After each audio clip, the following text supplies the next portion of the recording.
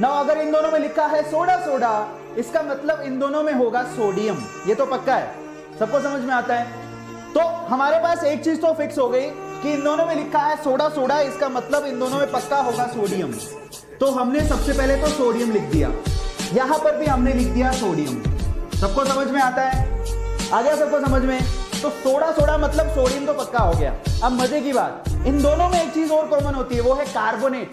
मतलब इधर भी कार्बोनेट होता है, ठीक है, CO3। कार्बोनेट आयन का फॉर्मूला क्या होता है? CO3 -2।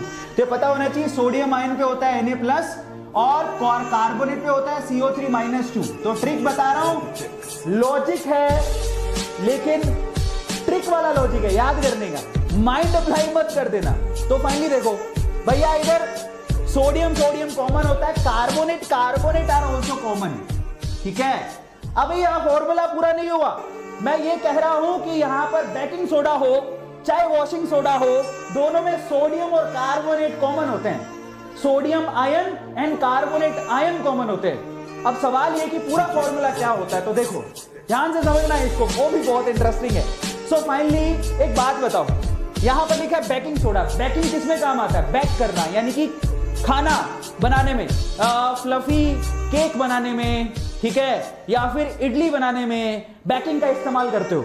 और जब आप बेकिंग का इस्तेमाल कर रहे हो, मतलब खाने की बात कर रहे हो, और अगर आप किसी के घर खाने जाते हो, ठीक है, खाना खा के बाहर निकल के आप बोलते हो बाय, हम जा रहे हैं, यस और नो। मैं फिर से कह रहा हूं, लॉजिक नहीं है ये सिर्फ मजे वाली क्लास है, एंजॉय करो। जब आप एक बात बताओ, यहां पर दो चीजें लिखी हैं, बेकिंग मतलब खाने में यूज होता है, तो आप खाना खा रहे हो। एक लिखा है वॉशिंग, मतलब जो कपड़े धोने में इस्तेमाल होता है। आप ईमानदारी से एक बात बताओ, किसी के घर से खाना खा के बाहर निकलोगे तो बोलोगे बाय, पर किसी के घर से कपड़े धो के बाहर निकलोगे तो क्या बाय बोलोगे? नहीं। खुद ही दिमाग लगाओ, कोई आपको खाना खिलाने के लिए बुला रहा है, खाना खाया आपने, बोलोगे bye, have a nice day, thank you so much, bye बोलोगे।